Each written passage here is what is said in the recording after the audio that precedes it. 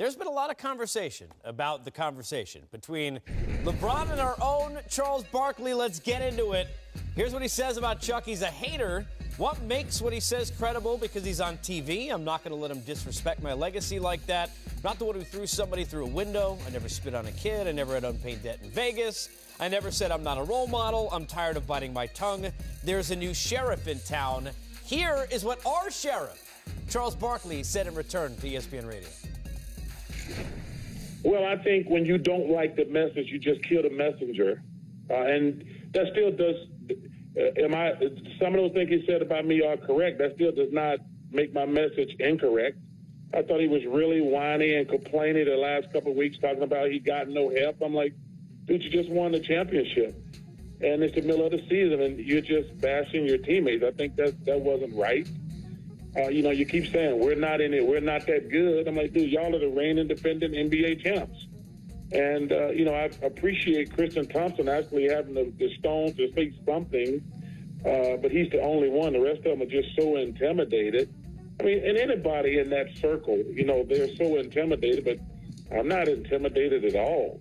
I've said the guy is the best player in the world. I've said he's a wonderful guy. I'm not sure how that constitutes hating just because I say he's coming out bashing his teammates every day and he's got Kevin Love and Kyrie Irving, they're defending champions. I thought it was inappropriate and for him to talk about it every single day about how bad his team was. And I think that's a fair criticism. Guys, clearly LeBron is frustrated. We get that. There's a lot of that behind this.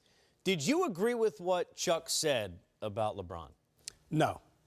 Well, I'll put it to you this way. They both are right about what they said about each other, a little bit. I don't agree with what Chuck said in terms of them having the best players. Because when you won a championship, and this is where LeBron James is coming from, and this is where I don't think Charles can understand where he's coming from. When you're at the top of the mountain and you've won championships in this league and you're trying to repeat again, when you're trying to repeat, you got to get better. Your team has to add another player.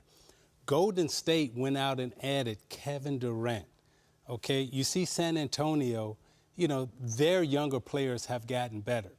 What LeBron James is looking at, and key word he said, he talked about the organization being complacent.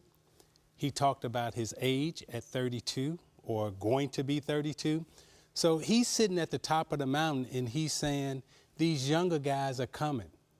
I'm not 25 anymore and I can't fight them off. I do need some help. And he sounded the alarm. And in sounding the alarm, he's asking for help, and he needs help. Now, Charles talked about the payroll and everything else. That has nothing to do with the addition of another player. They need more players, or they may not make it back to the finals. And again, when you talk about repeating, not just winning one, but when you talk about winning two, you got to get better. Everybody does it. And Golden State got better. Cleveland's got to add another player.